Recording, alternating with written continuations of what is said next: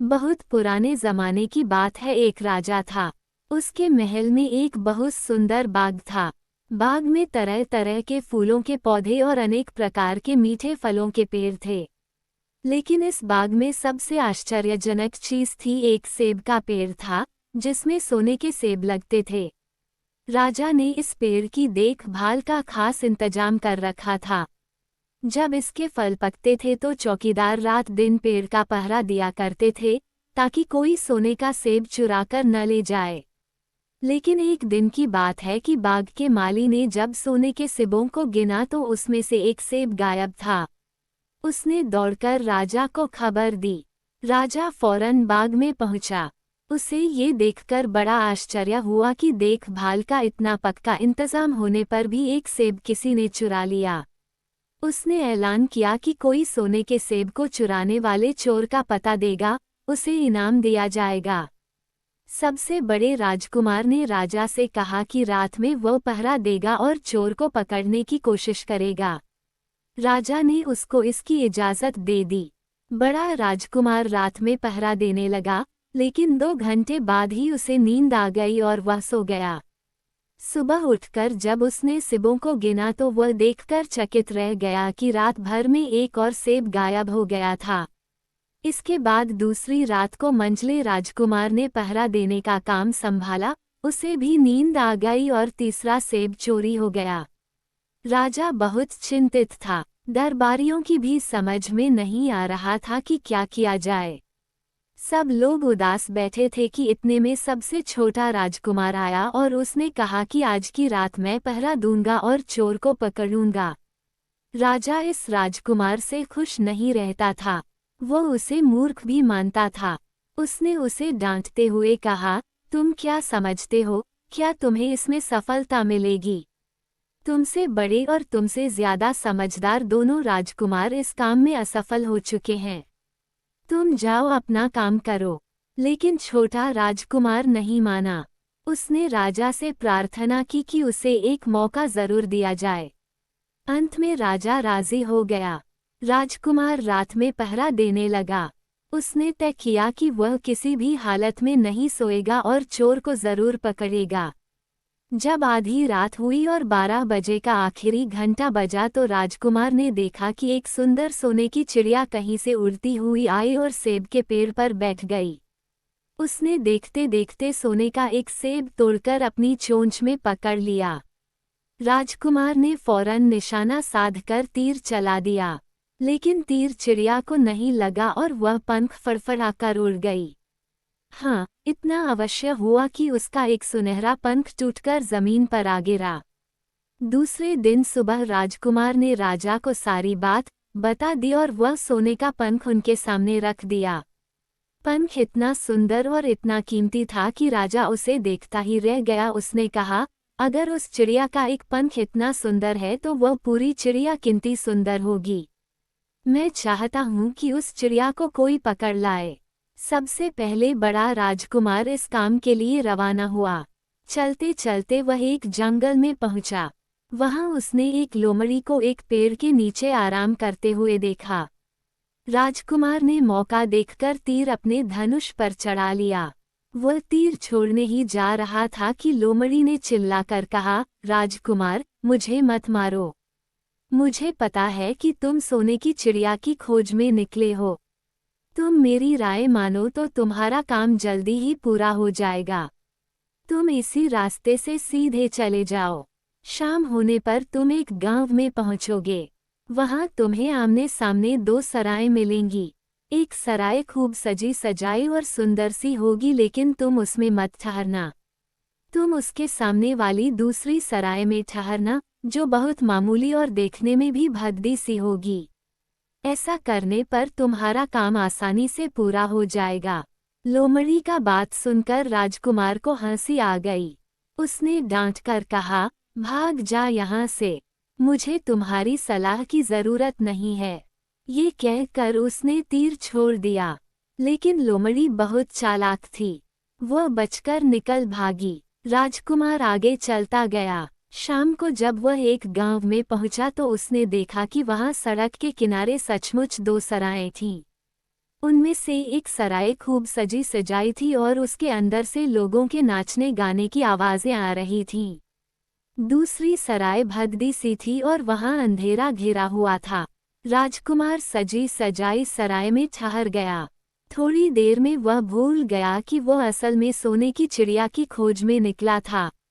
उधर जब काफी समय बीत गया और बड़ा राजकुमार नहीं लौटा तो मंझला राजकुमार सोने की चिड़िया की खोज में चल पड़ा।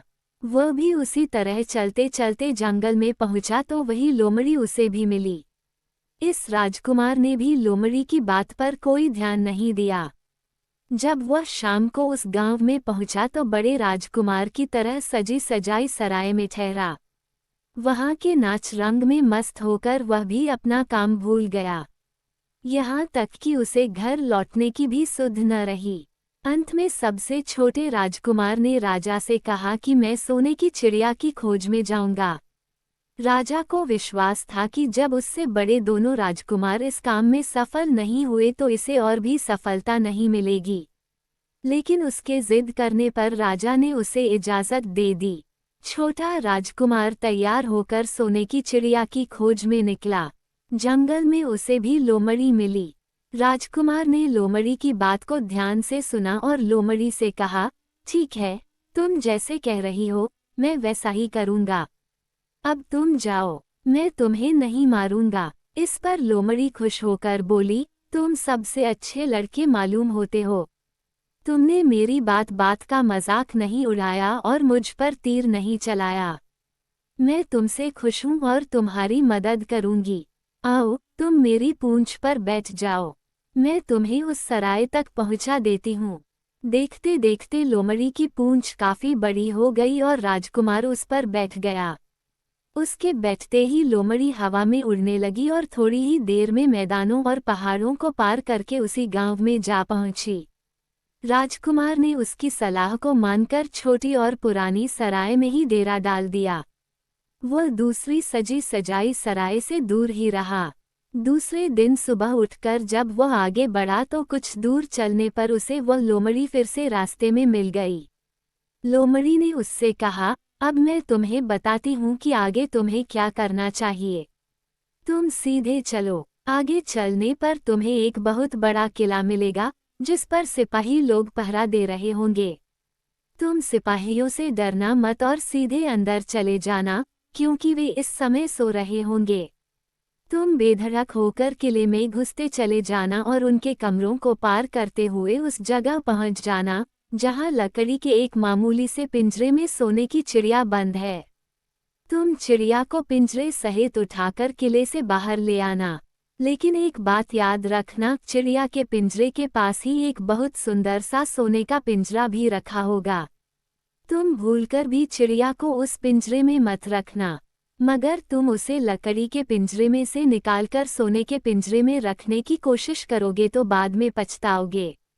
ये कहकर लोमड़ी ने राजकुमार को फिर से अपनी पूंछ पर बिठाया और थोड़ी ही देर में उसको किले के पास पहुंचा दिया। राजकुमार ने किले का पास जाकर देखा कि सचमुच उसके पहरेदार सो रहे थे।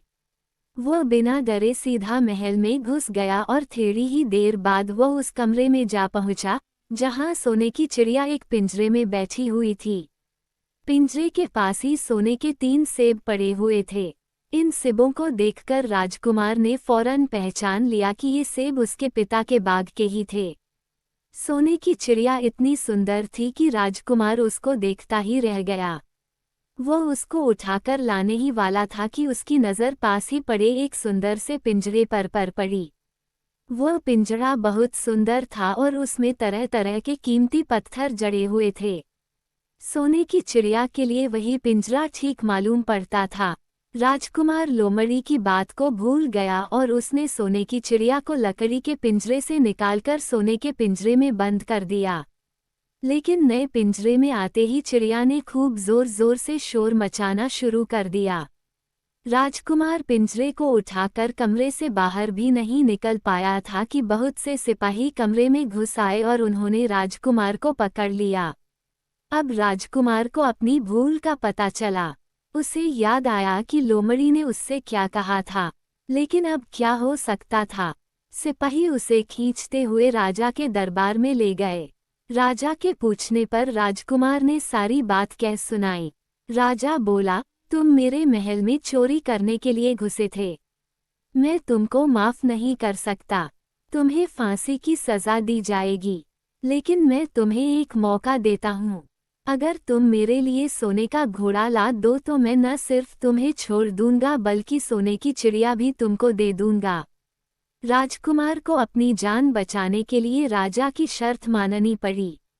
अब वह सोने के घोड़े की तलाश में निकला। किले के बाहर जाने पर उसने देखा कि लोमड़ी का उसका इंतजार कर रही है। उसने लोमड़ी को सारी बातें बताईं।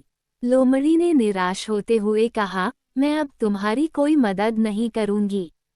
तुमने मेरे कहने के अनुसार नहीं किया। मैंने जिस तरह से कहा था, अगर तुम उस तरह से काम करते तो इस मुसीबत में नहीं फंसते और सोने की चिड़िया तुम्हें मिल जाती। राजकुमार बोला, इस बार मुझे माफ कर दो। मुझसे गलती हो गई। मेरा काम तुम्हारी सहायता के बिना नहीं चलेगा। मुझे राजा ने सोने का घोड़ा लाने के लिए कहा है, वरना वह मुझे फांसी पर चढ़ा देगा। लोमड़ी ने कहा, खैर, मैं तुम्हें माफ करती हूँ। अब तुम ऐसा करो कि मेरी पूंछ पर बैठकर सीधे चले चलो। कुछ दूर जाने पर तुम्हें एक दूसरा किला मिलेगा। उसी किले की घुड़साल में तुम्हें सोने का घोड़ा बंधा हुआ मिलेगा। महल के नौकर चाकर सब सो रहे होंगे। तुम चुपचाप जाना और घोड़े को खोल लेना। लेकिन एक बात याद रखना, वहाँ घोड़े के पास ही घोड़े पर कसने के लिए 2 जीनें रखी होंगी। उसमें से एक तो पुरानी चमड़े की जीन होगी और दूसरी सोने की जीन होगी। तुम सोने की जीन को छूना भी मत और उस घोड़े पर पुरानी चमड़े की जीन को कसकर सवार हो जाना और उसे दौड़ते हुए किले से बाहर चले आना। राजकुमार ने वादा किया कि वह ठीक ठीक वैसा ही करेगा। लोमड़ी ने उसको अपनी पूंछ पर बैठाया और कुछ ही देर में वह उसे ले किले के पास जा पहुंची। किले के पास पहुंचते ही लोमड़ी ने उसे नीचे उतारा और फिर वहां से चली गई। राजकुमार सीधा फाटक से किले में घुस गया। अंदर जाकर उसने देखा कि वहां के सभी नौकर चाकर सोए हुए थे। थोड़ी ही देर में वह किले की घुड़साल में जा पहुंचा। वहां एक बहुत सुंदर सुनहरा घोड़ा बंधा हुआ था। राजकुमार ने पास जाकर देखा कि वह घोड़ा सचमुच सोने का था। ऐसा सुंदर घोड़ा उसने सपने में भी नहीं देखा था। उसने आगे बढ़कर घोड़े को खोल लिया। जब वह बाहर निकलने लगा तो उसकी नज़र एक कोने में पड़ी हुई सोने की जीन पर गई। ये जीन बहुत सुंदर थी और इसमें हीरे मोती जड़े हुए थे। उसके पास ही एक फटी पुरानी चमड़े की जीन पड़ी हुई थी। इतने सुंदर घोड़े पर पुराने चमड़े की जीन कसना राजकुमार को अच्छा नहीं लगा। उसने सोने की जीन उठा ली और घोड़े पर कसना शुरू किया। इतने में घोड़ा जोर से हिनहिना उठा। किले के नौकर चाकर जाग गए। थोड़ी ही देर में राजकुमार पकड़ लिया गया। राजकुमार को सिपाहियों ने हाथ बांधकर अपने राजा के सामने पेश किया। राजा ने सारी बातें सुनकर कहा, तुमने मेरे घोड़े को चुराने की कोशिश की है, इसलिए तुम्हें फांसी की सजा दी जाएगी। लेकिन अगर तुम मेरा एक काम कर दो तो मैं तुम्हें छोड़ सकता हूँ। यहाँ से कुछ ही दूर एक सोने का महल है और उसमें बहुत सुंदर राजकुमारी रहती है। अगर तुम अपनी जान बचाना चाहते हो तो उस राजकुमारी को मेरे पास ले आओ। तुम्हें इनाम में ये सोने का घोड़ा दे दूंगा। बेचारा राजकुमार, वह फिर से एक नई मुसीबत में फंस गया। उसे मजबूर होकर राजा की शर्त माननी पड़ी। अब वह सोने के महल की खोज में निकला। कुछ दूर चलने पर फिर उसे वह लोमड़ी मिली। पता नहीं कैसे लोमड़ी को सारी बातें मालूम हो गई थीं। वह बोली, देखो, तुमने इस बार भी मेरी बात नहीं मानी। मेरी बात मान जाते तो यह नई मुसीबत तुम्हारे गले नहीं पड़ती। खैर, मुझे तुम पर दया आ रही है। मैं तुम्हारी मदद करूंगी। चलो, मैं तुमको सोने के महल के पास पहुंचाए देती हूँ। तुम महल के बाहर ही कहीं पीछे छिपे रहना। जब उसमें से शाम को राजकुमारी तालाब में नहाने के लिए बाहर आए तो तुम आगे बढ़कर उसका हाथ पकड़ लेना। जैसे ही तुम उसको छुओगे, राजकुमारी तुम्हारे साथ आने के लिए राजी हो जाएगी। लेकिन एक बात याद रखना, तुम उसको वहां से अपने साथ ले आना। उसे वापस महल में मत जाने देना। वो तुमसे कहेगी कि मैं अभी अपने माता पिता से मिलकर आती हूँ। लेकिन तुम उसकी बातों में मत आना, वरना फिर मुसीबत में फंस जाओगे। ये कहकर लोमड़ी ने फिर से अपनी पूंछ फैला दी और राजकुमार उस पर बैठ गया। देखते देखते लोमड़ी हवा में उड़ती हुई कुछ देर बाद सोने के महल के पास जा पहुंची। महल के पास पहुंचते ही राजकुमार एक पेड़ की आड़ में छिपकर बैठ गया। शाम को जब राजकुमारी नहाने के लिए किले से बाहर आई तो राजकुमार ने हिम्मत करके आगे बढ़कर उसका हाथ पकड़ लिया। उसके छूते ही राजकुमारी उसके साथ चलने के लिए तैयार हो गई। वह बोली, राजकुमार, तुम मुझे जहां भी ले जाना चाहोगे मैं तुम्हारे साथ चलूंगी, लेकिन मुझे थोड़ी देर के लिए अपने माता पिता से मिल आने दो। राजकुमार ने कहा, नहीं, यह नहीं होगा। तुम्हें तुरंत मेरे साथ चलना पड़ेगा। लेकिन राजकुमारी रोने लगी। इतनी सुंदर राजकुमारी को रोते देखकर राजकुमार का मन पिघल गया। अंत में वह राजी हो गया और बोला, जाओ, थोड़ी देर के लिए माता पिता से मिलाओ, लेकिन फिर तुरंत बाहर चली आना। लेकिन राजकुमारी ने जैसे ही किले में पैर रखा, किले के पहरेदार जाग गए और उन्होंने राजकुमार को पकड़ लिया। राजकुमार बहुत पछताया, लेकिन अब क्या हो सकता था। सिपाहियों ने उसे अपने राजा के सामने पेश किया। राजा बहुत निराश था। उसने उसी वक्त हुक्म दिया, इस राजकुमार को फौरन फांसी पर चढ़ा दिया जाए। ये सुनकर राजकुमार रोने गिड़गिड़ाने लगा। इस पर राजा ने थोड़ी देर विचार करने के बाद कहा, मैं अपनी आज्ञा वापस नहीं ले सकता, लेकिन अगर तुम मेरा एक काम कर दो तो तुम्हारी जान बच सकती है। हमारे किले के ठीक सामने ये जो बड़ा पहाड़ है, इसके कारण हमारे किले की सुंदरता नष्ट होती है। अगर तुम 8 दिन में इस पहाड़ को खोदकर साफ कर दो तो हम तुम्हें क्षमा कर देंगे और राजकुमारी का विवाह तुम्हारे साथ कर देंगे। राजकुमार किले के बाहर आकर पहाड़ को देखने लगा। उसके हाथ में एक छोटी सी कुदाली थी। उसकी समझ में नहीं आ रहा था कि इतना बड़ा पहाड़ 8 दिन में वह कैसे खोद सकेगा। फिर भी उसे अपनी जान तो बचानी ही थी, इसलिए वह पहाड़ खोदने लगा। धीरे धीरे 7 दिन बीत गए। इतने दिन तक लगातार खोदने पर भी पहाड़ का सिर्फ एक कोना ही खोद सका। वह दुखी होकर बैठ गया। उसे अब अपने पर बहुत अधिक क्रोध आ रहा था। वह मन में कहने लगा कि अगर मैंने लोमड़ी की बात मान ली होती तो कितना अच्छा होता। लोमड़ी ने मुझको हर बार ठीक सलाह दी और मैं हर बार उसका कहना न मानकर नई से नई मुसीबत में फंस जाता हूँ। राजकुमार इस तरह सिर झुकाए बैठा था कि अचानक उसे अपने पैरों के पास लोमड़ी की पूंछ हिलती दिखाई दी। उसने नजर उठाकर देखा, सचमुच वही लोमड़ी खड़ी थी। लोमड़ी ने मुस्कराते हुए कहा, क्यों, क्या हाल है? इस बार तो तुम्हारी मदद करने की मेरी जरा भी इच्छा नहीं थी, लेकिन मैं 7 दिन से तुमको पहाड़ खोदते हुए देख रही हूँ। मुझे दया आ गई और मैं तुम्हारी मदद के लिए चली आई। जाओ, तुम बहुत थक गए हो, सो जाओ, मैं थोड़ी ही देर में तुम्हारा काम पूरा कर दूंगी। इस बार राजकुमार ने तय कर लिया था कि अब वह लोमड़ी जिस तरह कहेगी वह उसी तरह करेगा। वह चुपचाप उठकर एक तरफ सोने चला गया। थोड़ी ही देर में उसे नींद आ गई। सुबह जब वह सोकर उठा तो उसे अपनी आंखों पर विश्वास नहीं हो रहा था। वहां कहीं भी पहाड़ का नाम नहीं था और महल का सुंदर दृश्य दिखाई दे रहा था। राजकुमार सीधा राजा के पास पहुंचा। राजा उसके काम पर बहुत खुश था। उसने तुरंत अपने वादे के अनुसार राजकुमारी के साथ उसका विवाह कर दिया। जब राजकुमार उस सुंदर राजकुमारी के साथ कुछ दूर चला तो उसे रास्ते में फिर वही लोमड़ी मिली। लोमड़ी बोली, बधाई हो, राजकुमार। राजकुमारी के साथ तुम्हें देखकर मुझे बड़ी खुशी हो रही है, लेकिन अब तुम्हें सोने का घोड़ा और सोने की चिड़िया भी प्राप्त करनी चाहिए। क्योंकि वे दोनों चीजें तुम्हारे ही लायक हैं और तुम उन्हें आसानी से प्राप्त कर सकते हो। राजकुमार बोला, लेकिन भला मुझे सोने का घोड़ा और सोने की चिड़िया कैसे मिल सकती है? मैं तो इस राजकुमारी को भी उस राजा के लिए ले जा रहा हूँ। लोमड़ी ने कहा, नहीं, तुम ऐसा काम कभी मत करना।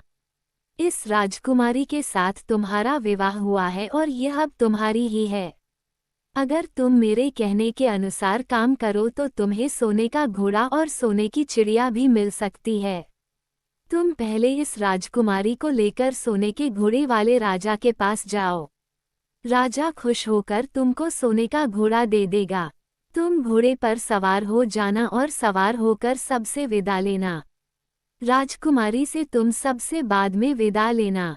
जैसे ही तुम राजकुमारी के पास पहुंचो, तुम उसे हाथ से पकड़कर घोड़े के ऊपर खींच लेना और घोड़े को दौड़ा देना। सोने का घोड़ा इतना तेज दौड़ता है कि दुनिया का तेज से तेज घोड़ा भी उसकी बराबरी नहीं कर सकता। जाओ, तुम पहले इतना काम पूरा करो। इसके बाद आगे का काम मैं तुम्हें बाद में बताऊंगी। मैं तुम्हें वहां रास्ते में मिलूंगी। राजकुमार ने ठीक वैसा ही किया जैसा लोमड़ी ने उससे कहा था।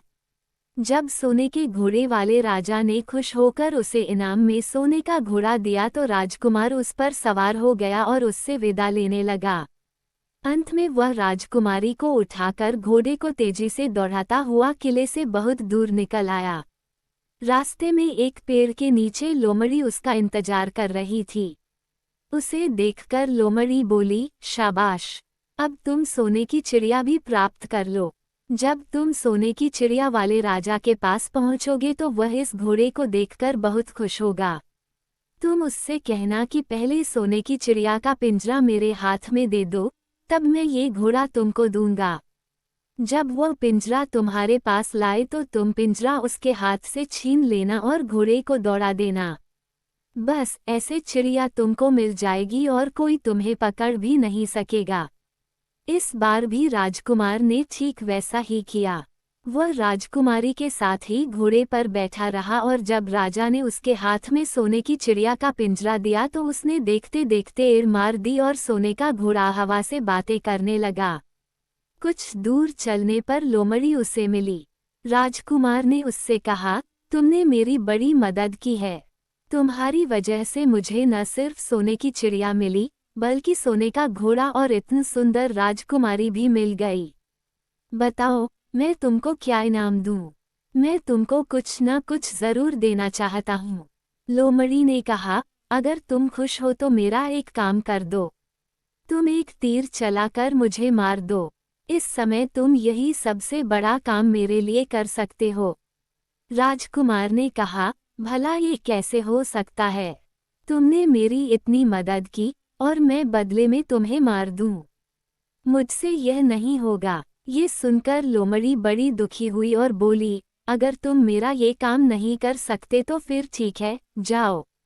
लेकिन मैं तुम्हारी भलाई के लिए ही कह रही हूँ कि तुम दो बातें जरूर याद रखना। एक तो तुम किसी कुएं की दीवार पर मत बैठना और दूसरे तुम ऐसे लोगों के लिए धन मत खर्च करना जिन्हें फांसी मिलने वाली हो। राजकुमार बोला, भाई, तुम भी अजीब हो। तुम्हारी बातें मेरी समझ में ही नहीं आती।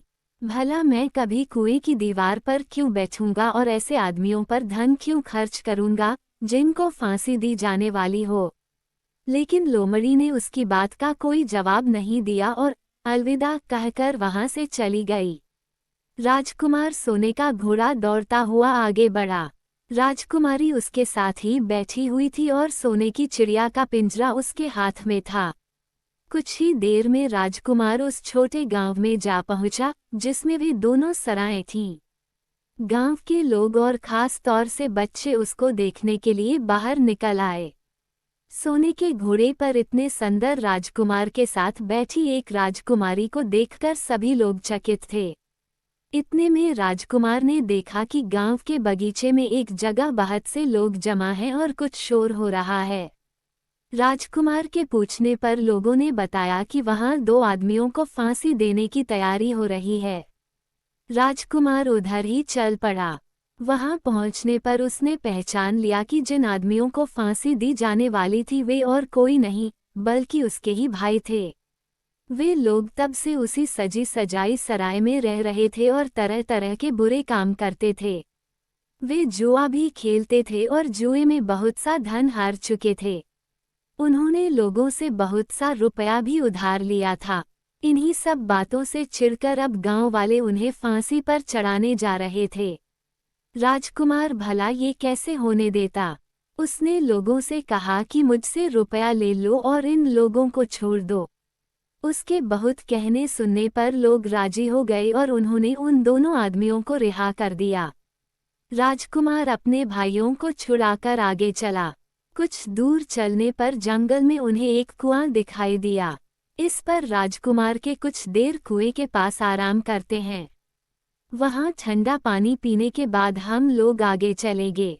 राजकुमार राजी हो गया। अब तक वह ये भी भूल चुका था कि लोमड़ी ने विदा होते समय उससे क्या कहा था। वह घोड़े से उतरकर कुएं की दीवार पर बैठ गया और आराम करने लगा। उसके दोनों भाइयों ने मौका देखकर उसे कुएं में धकेल दिया। इसके बाद उन्होंने घोड़े पर राजकुमारी को डाला और सोने की चिड़िया का पिंजरा उठाया और वहां से चलते बने। कुछ ही देर में वे लोग अपने राज्य में लौट आए। घर लौटकर उन्होंने राजा से कहा, हम लोग सोने की चिड़िया को पकड़ आए हैं। इसी चिड़िया ने हमारे बाग में से सोने के सेब चुराए थे। इसके साथ ही हम एक ये सोने का घोड़ा और राजकुमारी भी लाए हैं। राजा बहुत खुश हुआ। सारे राज्य के लोग खुशियां मनाने लगे। लेकिन राजकुमारी खुश नहीं थी। वह बराबर रोती रहती थी। उसने खाना पीना छोड़ दिया।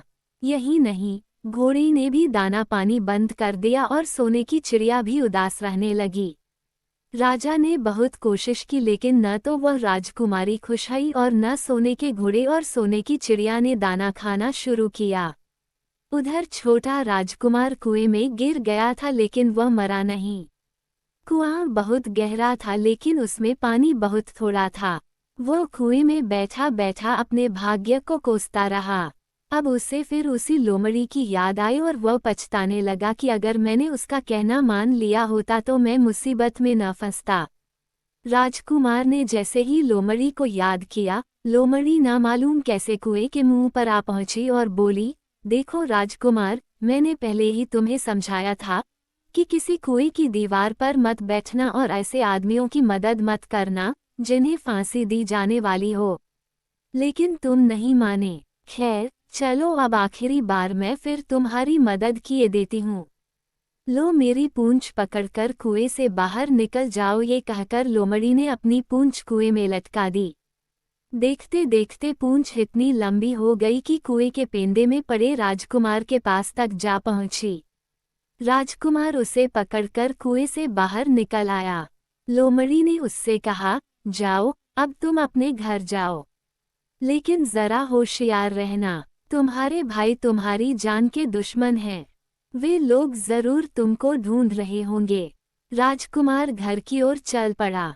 अपने राज में पहुंचने पर उसे एक भिखारी मिला। भिखारी को उसने अपने सुंदर कपड़े दान में दे दिए और उनके भद्दे पुराने कपड़े पहन लिए। इस तरह भेष बदलकर वह अपने किले में पहुंचा। वहां उसके पहुंचने पर एक बड़ी आश्चर्यजनक बात आई। सोने का घोड़ा खुशी से हिनहिनाने लगा और दाना खाने लगा। सोने की चिड़िया भी अपने पिंजरे में खुशी से फुदकने लगी और गाना गाने लगी। राजकुमारी ने अपने आंसू पोंछ डाले और वह भी खुश दिखाई देने लगी। लेकिन राजा की समझ में कुछ नहीं आया। उसने राजकुमारी से इसका कारण पूछा तो वह बोली, मैंने तो पहले ही आपको सारी कहानी बता दी थी। आपके बड़े और मंझले राजकुमार ने छोटे राजकुमार के साथ धोखा किया है। इन्होंने आपको भी धोखा दिया है। लेकिन अब आपका छोटा राजकुमार यहाँ पर आ पहुँचा है, इसीलिए मुझे बहुत खुशी हो रही है। उसी के साथ मेरी शादी हुई है और मैं उसके साथ ही सुखी रह सकती हूँ। फिर उसने मैले कुचैले कपड़े पहने एक आदमी की ओर इशारा करते हुए कहा, वह रहा आपका छोटा राजकुमार।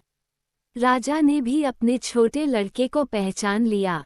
अब राजा ने अपने छोटे बेटे के बारे में अपने विचार बदल दिए। अब वो उसको बहुत समझदार और बहादुर मानने लगा और उससे बहुत अधिक प्यार करने लगा। उसने उसको राजगद्दी पर बिठाने का निश्चय किया। बड़े और मंझले राजकुमार ने अपने छोटे भाई को ही धोखा नहीं दिया था बल्कि राजा को भी धोखा दिया था। इससे राजा उनसे बहुत नाराज था। उसने उन दोनों को अपने राज्य से निकलवा दिया। इसके बाद बड़ी धूमधाम के साथ राजकुमारी के साथ राजकुमार का विवाह हुआ और दोनों सुख से रहने लगे। लेकिन राजकुमार उस लोमड़ी को नहीं भूला था जिसने उसकी सहायता की थी। एक दिन समय निकालकर वह जंगल में उस लोमड़ी की खोज में निकला। बहुत ढूंढने के बाद एक पेड़ के खोखले भाग में उसने उस लोमड़ी को चुपचाप बैठे हुए देखा। लोमड़ी बहुत उदास थी और पहले से बहुत ज्यादा दुबली भी हो गई थी। राजकुमार को देखते ही लोमड़ी ने उसे पहचान लिया और कहा, आह, कहो राजकुमार, आज इधर कैसे भूल पड़े। राजकुमार ने कहा, मैं आज तुम्हें ही ढूंढने के लिए आया हूँ। चलो मेरे बाग में आराम से रहना, वहाँ तुम्हें किसी तरह की तकलीफ नहीं होगी। यहाँ तो जंगल में तुम्हें खाने पीने की तकलीफ होती होगी और जंगली जानवरों और शिकारियों का डर बना रहता होगा। लोमड़ी ने कहा, नहीं राजकुमार, मैं यहाँ ठीक हूँ और भला अब तुम्हें मेरे दुख से क्या लेना देना। तुम्हारा काम निकल गया, अब तुम सुख से अपने राज में रहो। राजकुमार बोला, नहीं, तुमने मेरा बड़ा उपकार किया है। मैं तुम्हें इनाम देना चाहता हूँ और अपने साथ ही रखना चाहता हूँ। राजकुमारी भी बहुत खुश होगी, वह भी तुमसे मिलना चाहती है। लोमड़ी बोली, अगर तुम सचमुच मुझे इनाम देना चाहते हो तो मेरा एक काम कर दो। मैंने तुमसे पहले भी कहा था कि तुम तीर चलाकर मुझे मार दो, इसी से मेरा लाभ होगा। असल में एक जादूगर ने मुझ पर जादू कर रखा है। मैं लोमड़ी नहीं हूँ, मुझे उसके जादू के प्रभाव से लोमड़ी के रूप में रहना पड़ रहा है। मैं तो उसी देश का राजकुमार हूँ जहाँ की राजकुमारी से तुम्हारा विवाह हुआ है। असल में वह राजकुमारी मेरी छोटी बहन है। अगर तुम तीर चलाकर मुझे मार दोगे तो इस जादू से मुझे मुक्ति मिल जाएगी और मैं फिर अपने देश लौट सकूंगा। राजकुमार को ये सुनकर बड़ा आश्चर्य हुआ। उसने फौरन अपने धनुष पर तीर चढ़ाया और लोमड़ी की ओर छोड़ दिया। तीर के लगते ही लोमड़ी मर गई और उसमें से एक सुंदर सा राजकुमार निकल आया।